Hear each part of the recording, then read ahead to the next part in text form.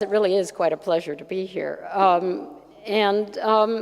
I think Clarita said, this talk that I'm giving you is from a new book project that I'm working on. And I don't have a good title. If you have suggestions, please offer it. But it's on the topic that this way too long title is for this talk. And I want to talk to you about some of the core foundational ideas of it, and then much more, will be developed.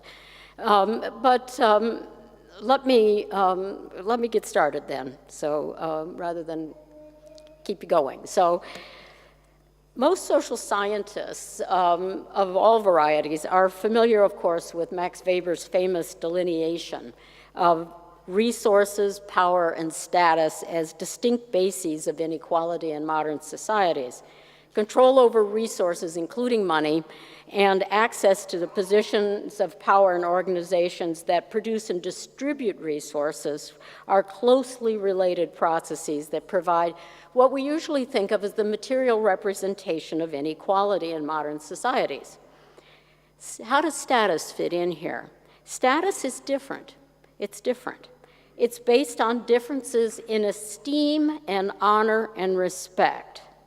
It's an apparently ancient and universal form of inequality that nevertheless interpenetrates modern institutions and organizations. We see status literally everywhere out on the street, not only in the evaluative rankings of individuals, the status amongst those of you in the room, but also in rankings of the significant groups that we are associated with, this institute versus another institute, and with the objects and clothing, et cetera, that we surround ourselves with. Despite its ubiquity, status is often treated as a side topic by social scientists interested in inequality. They do this both because it's a little different in nature than material resources and power, but they do it particularly, I've argued, because it's assumed to be less consequential for life outcomes. Status is often treated as a new set of clothes on an old socioeconomic inequality. But I argued that this is a major mistake, that the relative failure to take status seriously is a major mistake if we want to understand how inequality actually works in contemporary and advanced industrial societies like our own.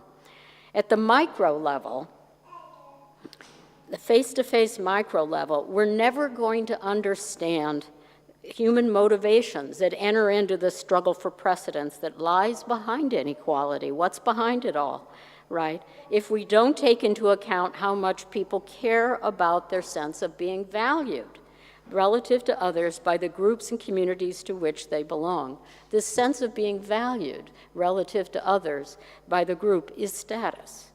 Organizational behavior scholar Cameron Anderson and his colleagues recently concluded, based on an extensive review of social science evidence, that the desire for status is a fundamental human motive. It affects not only short-term, but long-term well-being and even health.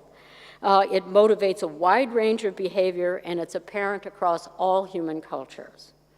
In keeping with that research is other research that shows that feeling disrespected in a social relation is a powerful trigger for anger and even aggression. If we look around us, if we look at sociopolitical events, the sense of being disrespected and the response of anger, right? If you doubt the importance of status for people's behavior, consider the recent US presidential election. There's plausible evidence to suggest that at least some of the anger that fueled support for Trump among white working class people and white rural voters stemmed from the symbolic status insult that people felt as a result of changing racial and gender dynamics, as well as the increasing cultural hegemony of urban elites who dominate them and leave them out and don't take them seriously. At a more macro level, Status is important because it plays a role in constructing and reproducing inequality based on membership in social difference groups, such as Clarita referred to this, and I'll talk more about it later. I'm talking about reproducing inequality based on difference groups like gender or race or class as culture. In fact, I argue that it's status that gives these kinds of systems independent capacity to reproduce themselves. That is, to reproduce themselves on the basis of race and gender itself, and not on the basis of average group differences in control over power or control over resources. Now, this is a topic I'm going to return to and say much more about later in the lecture, but for now, my point is that given its power and importance, we need to better understand the basic nature of status as a fundamental inequality. So what I want to do here today is to make a case via primarily argument and then just a sprinkling of data, right? Sprinkling of evidence, make a case for what I claim status is at root. I'm going to make an argument about what I think it is and for what the implications of that are. I'm going to argue that status hierarchies are a human cultural invention to manage social situations that are characterized by cooperative interdependence to achieve valued goals and nested within that, competitive independence to maximize individual outcomes. And I'm going to argue that status is everywhere partly because those situations are fundamental to the human condition. People have to cooperate with others to get most of what they want and need in life, from the basics of survival to what it takes to make you happy. But this deep cooperative interdependence has nested within it an inherent competitive tension. When people coordinate their efforts to accomplish something they want to do, questions necessarily arise about the terms on which their relationship will be conducted and how the spoils of their joint efforts will be divided. Who will be the center of attention? According to whose will and judgments will joint actions be determined? And what costs does one person have to endure compared to another? Everybody has an unavoidable interest in forming cooperative endeavors, but everybody also has an interest in maximizing what they get from those endeavors. I argue that status is at root a socio-cultural schema or blueprint for organizing social relations in order to manage this basic tension and produce collective outcomes. The social theorist William Sewell has argued that social structures have a dual nature, consisting on the one hand of a cultural schema for enacting structure, and on the other hand, of the material distribution of behaviors and resources that result from that enactment. So it's a kind of virtual reality in the schema, the rules of how to enact this structure, and then the material outcome from that, and the two together being structure. The cultural schema of status is a structural schema in this sense. It's a set of deeply learned, taken for granted cultural rules that people use to organize their behavior with others in a manner that produces a status hierarchy. That is a behavioral ranking in esteem demonstrated through deference, prominence, and typically influence over collective decisions. As people draw on the familiar, if implicit, cultural schema of status to organize the many shared endeavors that they engage in their relationships with others, status pervades social life, from the interpersonal to the organizational. Okay, now my argument so far leads to two more questions. First, of course, if status is cultural schema of behavioral rules, what are the rules, right? But second, isn't it controversial to say that status is cultural in nature, given arguments about the evolutionary roots of dominance and hierarchy among higher primates, plausibly including people? What is the evidence that status is a set of common knowledge, normative rules shared as group culture?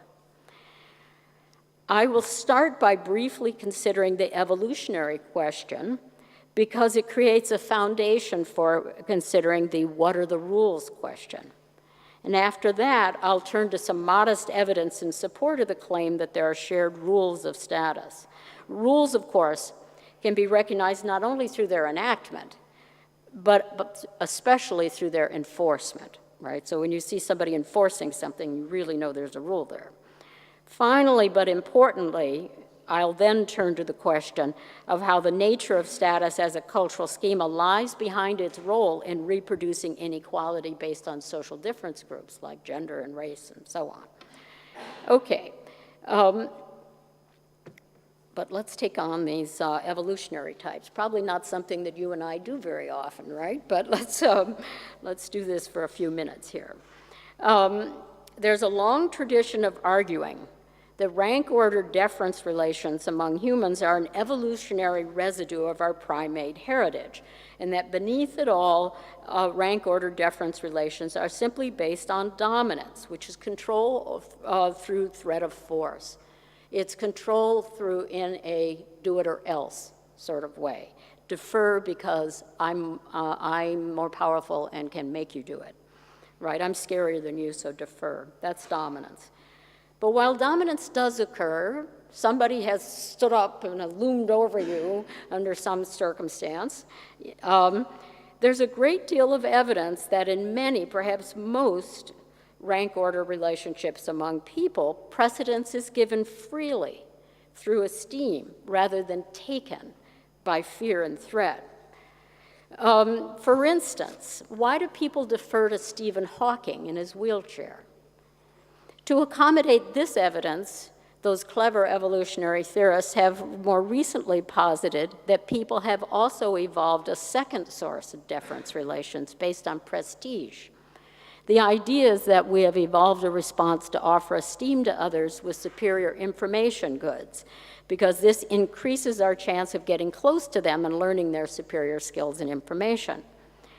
Based on these arguments, Chang and Tracy, who are two evolutionary psychologists at the University of British Columbia, Chang and Tracy argue that everyday status relations are merely a joint product. In other words, the status relations you see in the boardroom are merely a joint product of evolved dominance and prestige responses.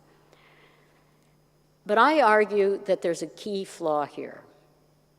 All evolutionary arguments are about the establishment of dyadic ranks based on individual differences among contestants. Evolution works on the basis of individual attributes and individual selectivity. So it's about individual differences, right? But how are these dyadic ranks assembled into a shared hierarchy in a group of 3 or more, as most human-oriented groups are? A long tradition of research by Ivan Chase and his colleagues, using experiments and other evidence, has shown that even in simple animals like fish, individual differences, while predictive, cannot fully account for the hierarchies that emerge in groups larger than a dyad.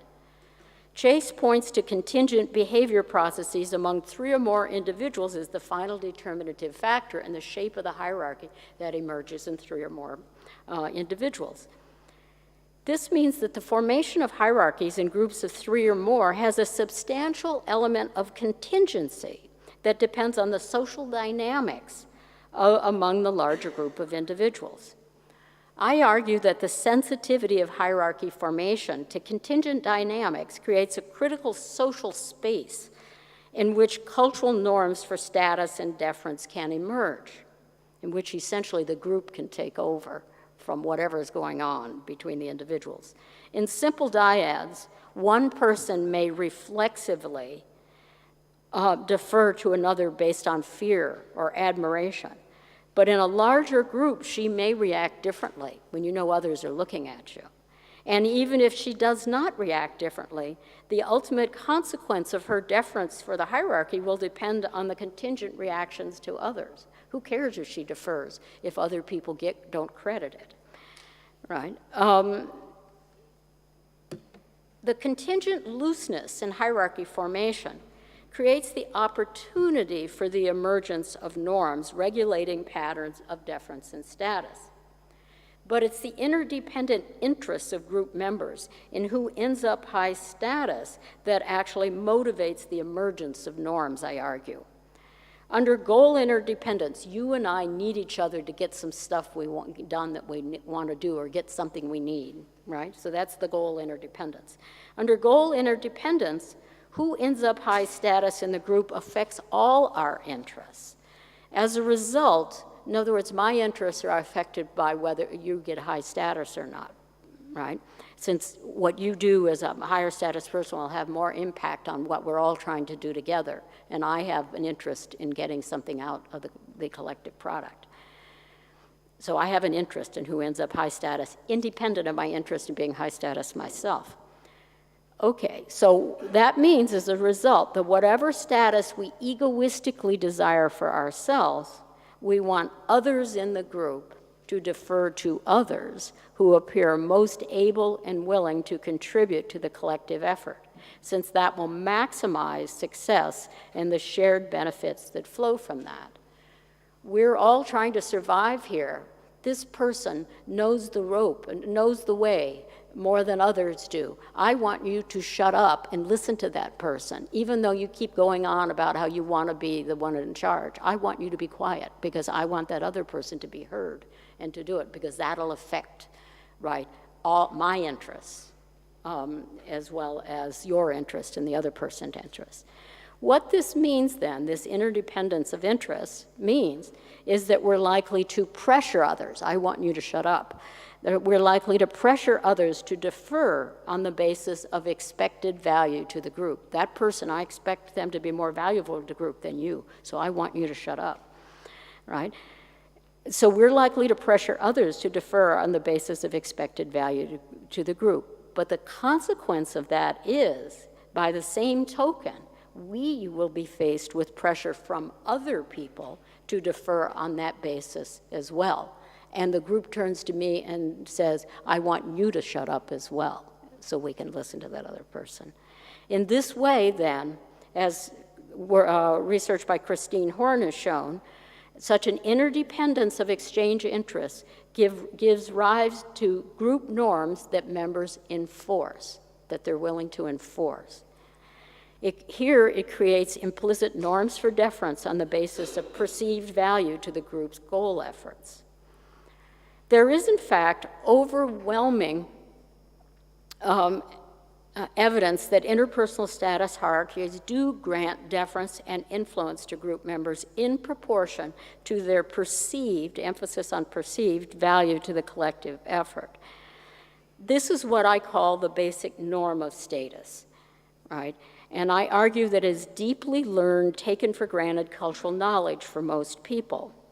The norm is a means by which the group exercises some control over a would-be dominator who threatens to take over the group without contributing to the shared endeavor, the big tough guy who just wants to be in charge, right? Here's the group trying to exercise some degree of control over that person, and in the interest of the whole group getting something out of it. It doesn't mean they'll always succeed, by the way, in controlling that person, but it's an effort, right, a normative effort to do it.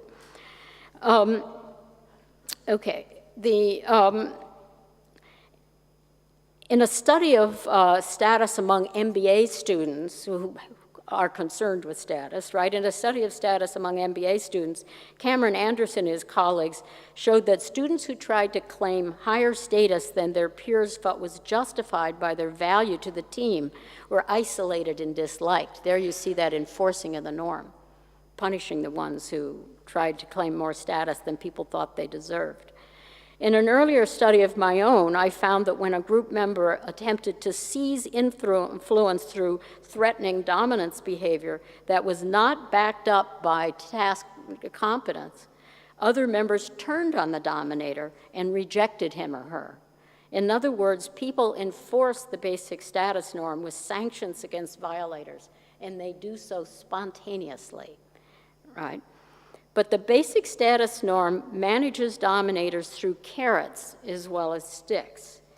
By offering esteem and influence for expected contributions to the group effort, the norm incentivizes would-be dominators and others to fuel their energy and aspirations into the best efforts they can offer on the group's behalf in order to earn the esteem and be given influence in the group. They want to impress others, right? In order to impress others, they have to try to look good at what the group values. And the dominator's desire to dominate can get turned into an effort to impress others in order to look good for the group, but the group is still getting their efforts out of it. In addition to managing the dominator by granting influence over group decisions in proportion to the perceived value of members' contributions, the basic status norm also provides a system for weighing and combining individual contributions into a collective line of action, which is an aid to goal attainment. For that reason, in other words, there's a lot of ideas swirling around here. How do we put them together so that we can do something together? Right? And if you have a means for status is one way for assembling the parts, right? And that's an aid to goal attainment. For that reason, Anderson and Willer argue that interpersonal status hierarchies are a boundedly functional organizational solution to the problems of cooperative interdependence to achieve shared goals. Functionality is bounded here because status is granted for perceived value, not necessarily actual value to the group. And perceptions can be biased or strategically manipulated. Biased, for instance, by beliefs about people who belong to your racial group or your gender group, right? So that's where the biases get in. So it's perceived value. Okay, now, I argue that the basic status norm is not all there is to the cultural schema of status. The basic status norm is well known. There's a lot of evidence for it. And it's not a very new idea to say that it's out there and important, right? But the basic status norm is not all there is to a the cultural schema of status. The expectation the norm creates for deference to others on the basis of perceived value to the group immediately confronts the individual member with a second question.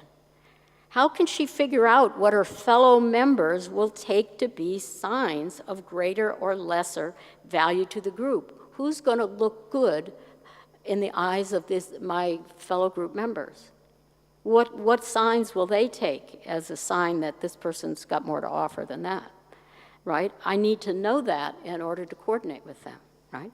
In Western societies, by the way, of course, value to the group is typically understood and perceived as goal-related competence, right, along with effort. So you're really talking about being perceived as competent along with effort.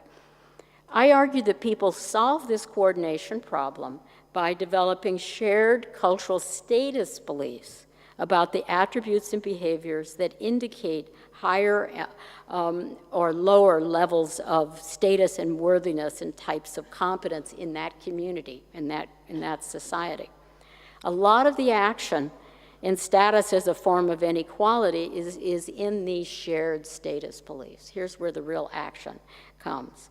Experiments I've conducted show that people form shared status beliefs about the indicators of worthiness and competence very easily.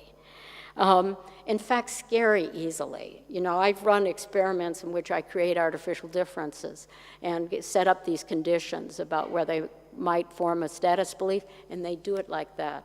They can have two experiences and they form a status belief, and I've run 5 or 6 of these. They do it like that. People are very attuned to finding these shared signs to judge others, right? In other words, shared. Why are they shared? Because I can then make the same judgment that you'll make, right? And then we can coordinate our judgments. Common knowledge, right? Research shows that status beliefs form central elements in the widely held cultural stereotypes of all the major groups by which inequality is patterned, at least in the US, and I'm sure if we had similar research, which there may be that I'm unaware of, in Europe, right? That all the major groups by which inequality is patterned in the US, the stereotypes contain status beliefs. These include race, gender, class, education, and occupation. We also in the US, and also you do too, I know this in Europe, have status beliefs linking assertive agentic behavior with greater status and competence, right? A behavioral sign, acting confident, and so on. These same studies show that these status beliefs out there are recognize people as common knowledge, in that people presume them to be the beliefs that most people hold.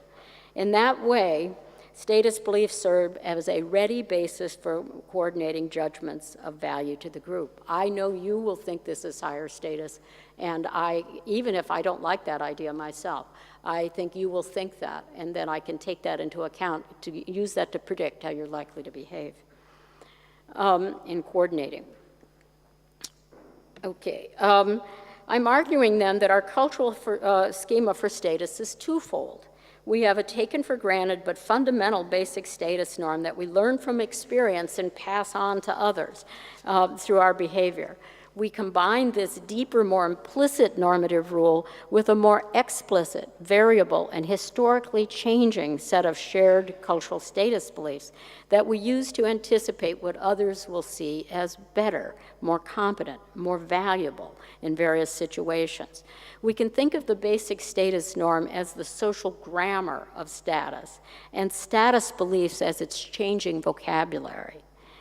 It's through the combination of a shared basic status norm and shared cultural status beliefs that people are able to come together and quickly form status hierarchies in the real time of interaction, as the evidence shows they do. People walk into a room and if they're all from a shared culture, they'll typically form status relations in 10 minutes, 15 minutes. Because status hierarchies work through a combination of status beliefs, which are typically shared at the macro level of the broader community or society, and an application of those beliefs here in the room at the micro level of social relations. Status is inherently a multi-level form of inequality. Okay, so I'm arguing that status is, at root, a cultural schema that we use to enact status hierarchies in situations in which we are cooperatively interdependent with others to achieve valued outcomes. It may be laid on evolutionary residues, but it is not reducible to them. So what's the evidence for that? I've already cited a couple of studies that show people acting as though they are following a cultural rule in status relations by sanctioning group members who break the rule. Here's a little more supportive data from a recent experiment of mine. In this experiment, which was conducted for another purpose, a lower status member of a work team disagrees. They're all people working together on a team, and the lower status member disagrees with a higher status member's task choice, the thing they're working on, right? The basic status norm says that in this situation, the lower status member, who is presumed by the group to be less competent, should agree to defer to the presumably better choice of the high status member for the group's sake.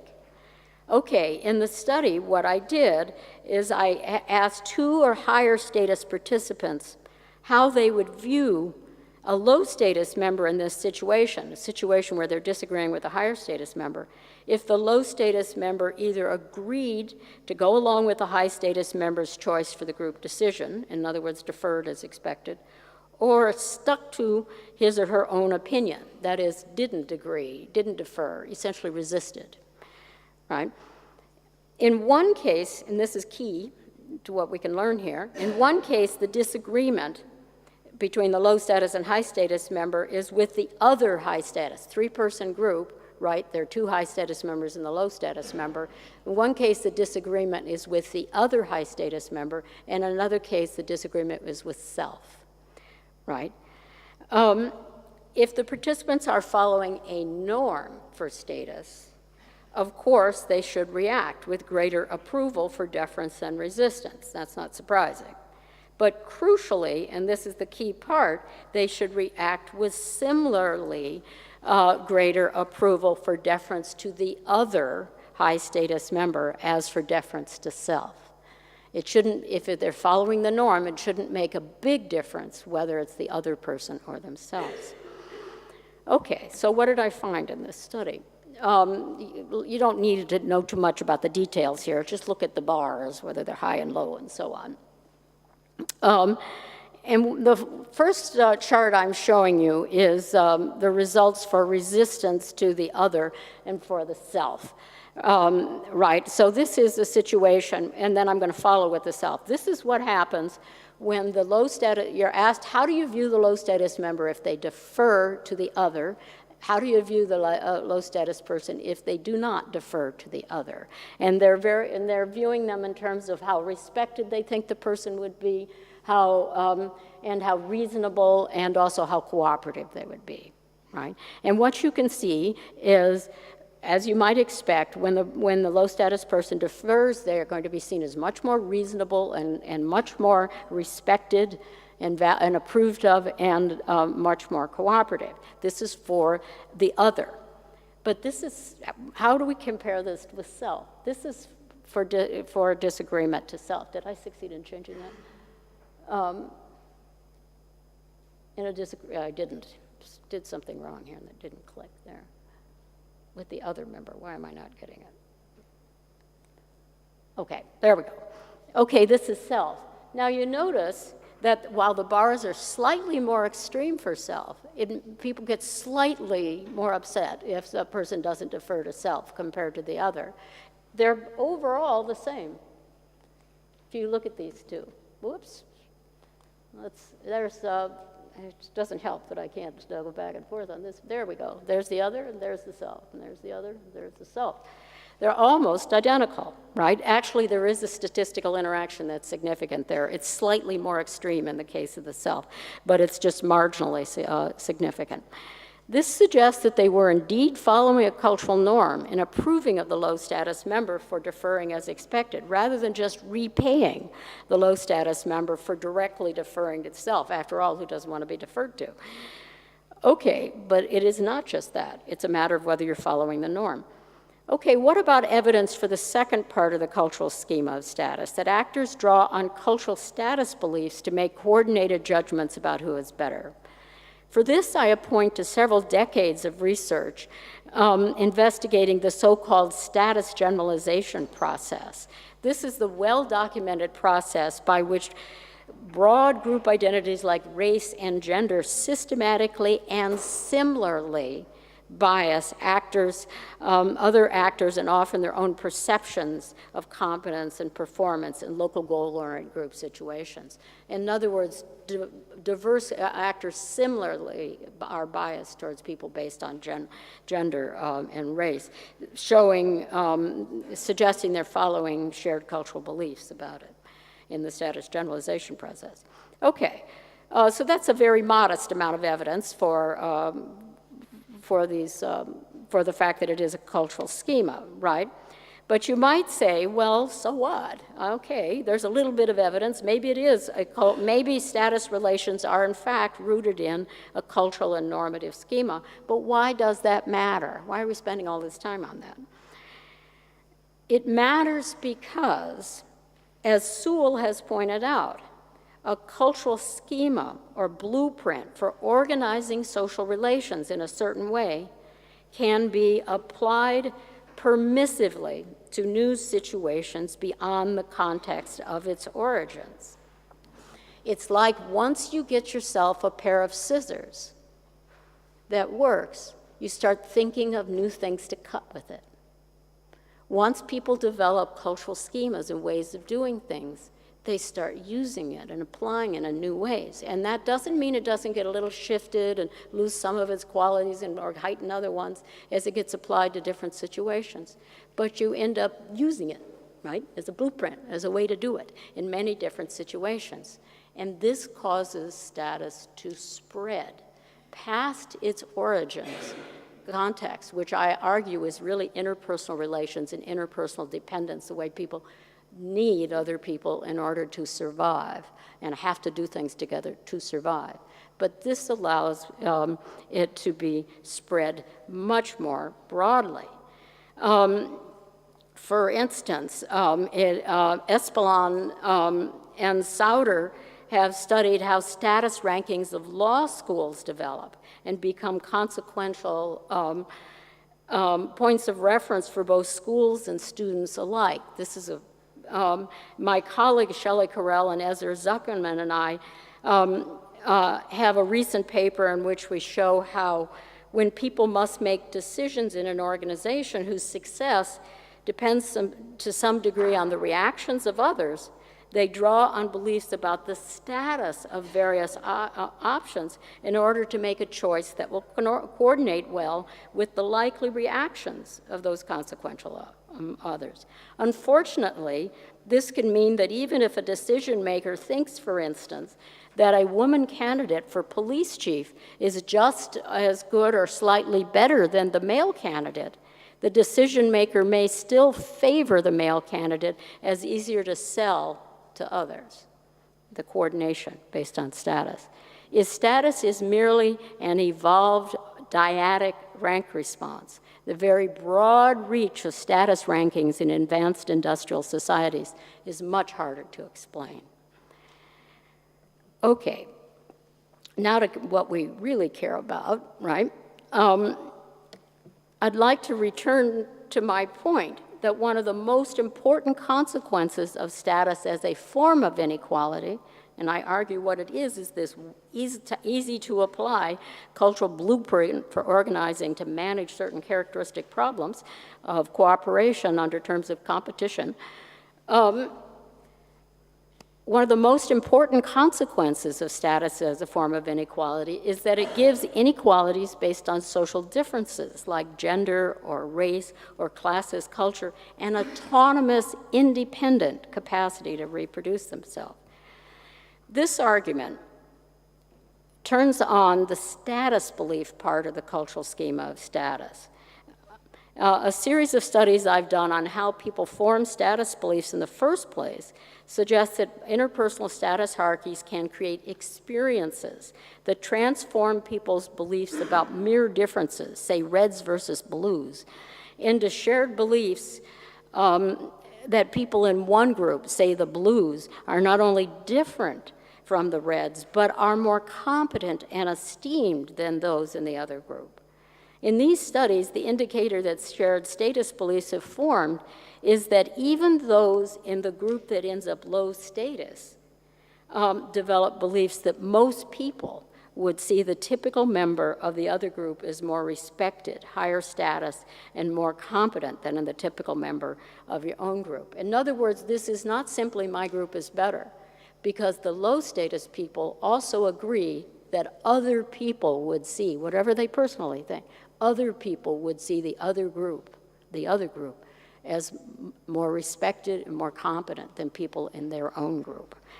As I said, it was depressing to me when I ran these experiments how easy it is to get people to form these beliefs. They form them very quickly.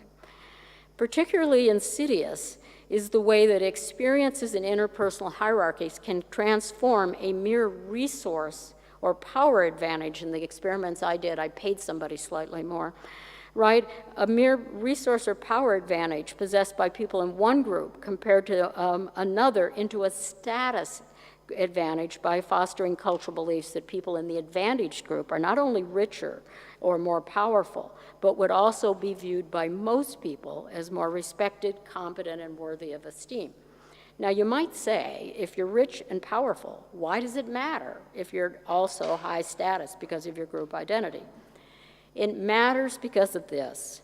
It matters because status gives you an additional advantage that works even in relation to members of the lower status group who are just as powerful and rich as you are, right? So most members of the high status group are more powerful and rich, but there are a few members of the low status group who will match another member in the other group, and gives them an advantage over that. So you can have the same job and the same resources, but if you belong to a more a higher status group, then people will be biased towards presuming that you are more competent than the other person.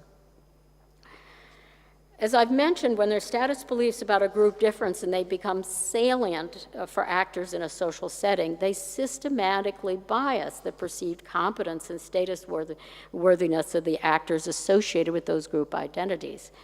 In a business meeting or a job interview, in an encounter between a patient and a doctor in a hospital, for instance, actors from status-advantaged groups like whites or men are presumed to be a little more competent and more appropriate for authority should be taken more seriously than are otherwise similar actors from status disadvantaged groups like people of color or women.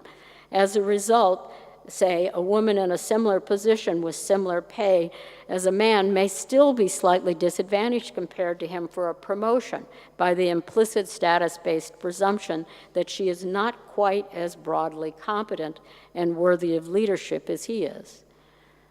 Note that our presidential election is way scary on that. Anyway, note that the advantage that gender status beliefs give the man is not based on his individual attributes as a person, but on his group identity as a man. This is the beginning of how status beliefs give inequality based on group identity with some category, and autonomous capacity to reproduce itself. While the extent of this group bias and expectations can be large, in other words, how advantaged is that guy over the woman? It can be large. It's often not large in any given situation. It's often just a small edge, a tiny edge, right, in any given encounter. But the effects of these tiny edges, these small biases, accumulate over multiple encounters in all the different organizational and institutional settings that are consequential for inequality, in the workplace, in encounters with officials in society, and one encounter after another, a tiny bias as you go through your life starts adding up to more and more. The effect is to systematically direct actors from status advantaged groups towards positions in society with greater resources and power than those that flow to actors from status disadvantaged, and to do so in a way that it justifies the outcome based on merit. And this is how you can keep it going in societies like ours, in which organizations try to be meritocratic, where that's the legitimating ideology of the organization, is to be meritocratic.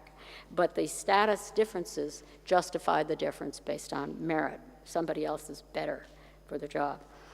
Biasing perceptions of competence and suitability for leadership is the primary way that status beliefs about social differences give those differences an autonomous capacity to reproduce inequality based on group membership alone. However, it is not the only way. Status belief about social differences also bias who people favor for associations and exchange. In other words, people would prefer to hang out, to associate with higher status others for all the opportunities that it creates. That creates, but the point is then who wants to hang out with the low status others? What it does is create network disadvantages for low status actors, which in turn disadvantage them in information and opportunities, right? So these biased associations are also created by status, and that's a disadvantages low status actors. Finally, status beliefs create resistance reactions or backlash reactions to behaviors from the low status members that challenge the status hierarchy based on that difference.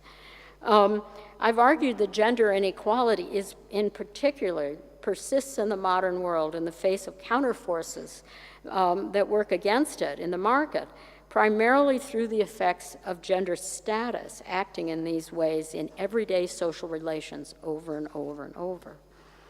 As this suggests, then, it's the biasing effect of macro-level status beliefs about group differences on everyday micro-level status hierarchies that make such hierarchies more than mere random noise in the inequality processes. When you're studying inequality, you could say, well, what happens here in the room is just noise. What really matters is the larger distribution of resources and institutions in society, and that does matter a great deal. But these interpersonal relations matter too, and they matter partly because of the way they create these systematic biases that feed into the power and distribution of resources higher up, and they do it systematically, right? Because of status beliefs, interpersonal hierarchies, independently enacted over diverse but consequential contexts in various institutions like the workplace, take on systematically similar shapes in terms of the categories of people who end up more or less advantaged in them and revealed as better. To the extent that status beliefs about group differences create a corresponding hierarchy, in other words, if these status beliefs create biases, the biases create an influence and status difference here in the workplace, that hierarchy then provides its participants in the workplace with a vivid, apparently valid demonstration of the greater apparent competence and worthiness of those from high status groups. Everybody thinks that, and now I see it right in front of me in the room. How can you deny it? How can you deny it? This, in turn, reinforces the cultural status beliefs. In this way, then, status beliefs are key to the way that actor-level status evaluations of who is better act as a mechanism that interweaves inequality based on group differences into modern meritocratic organizations that control the distribution of resources and power. Okay, you're all getting totally done, so this is my last point. Moving on here. I'm sure you're getting fed up, want to move on.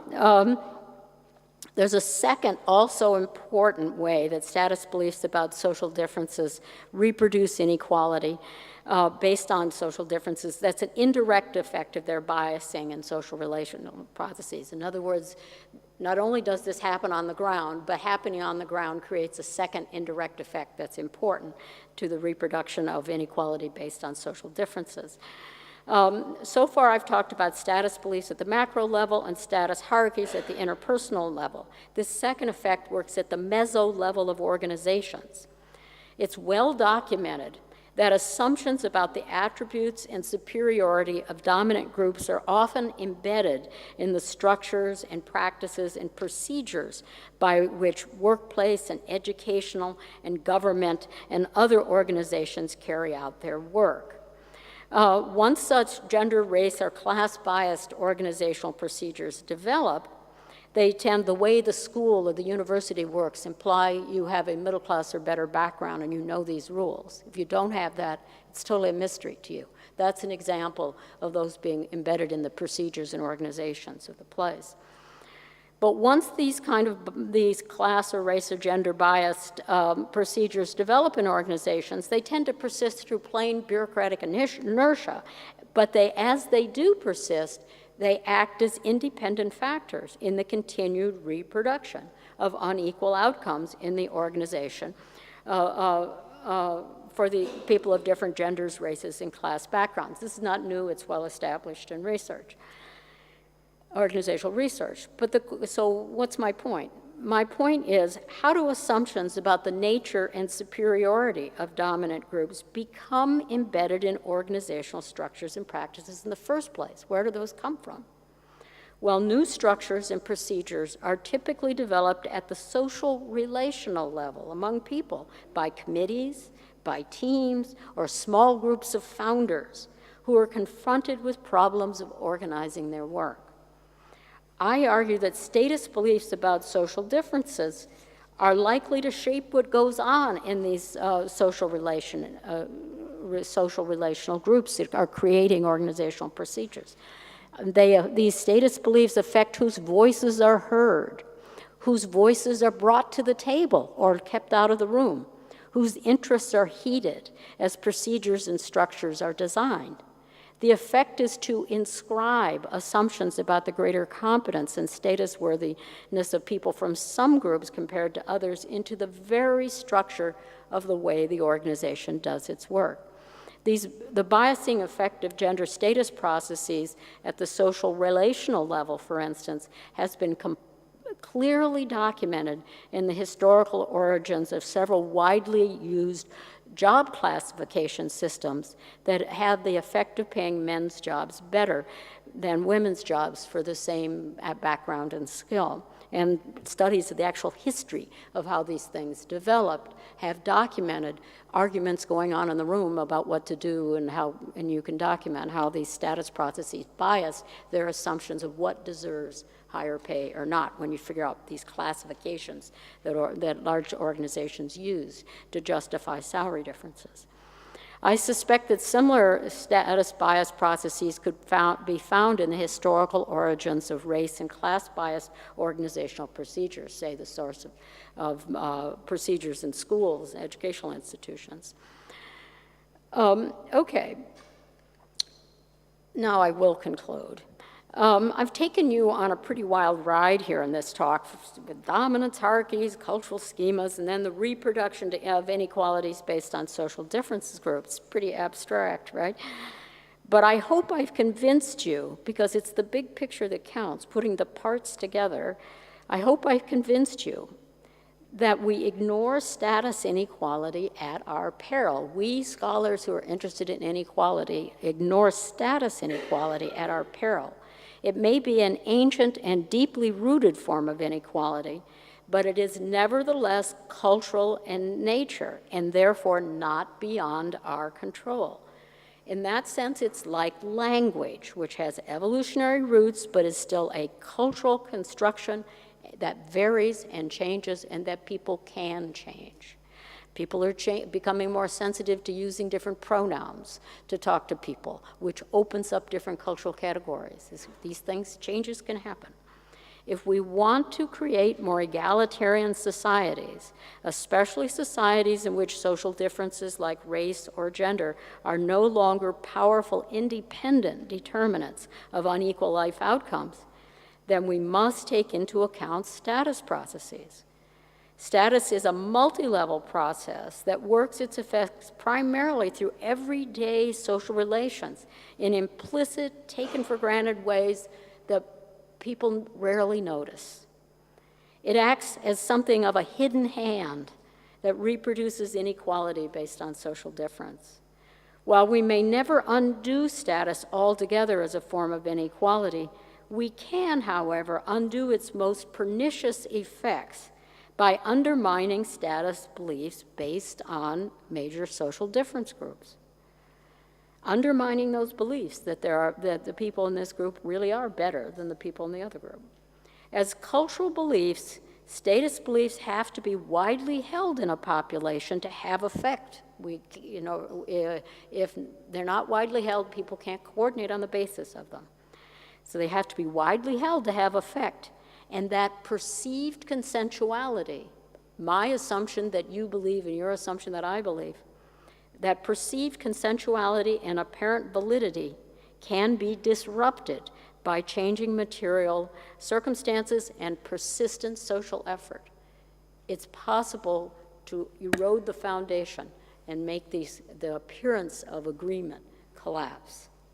Social change is possible then, but it will not happen without sustained effort. It won't just happen, right?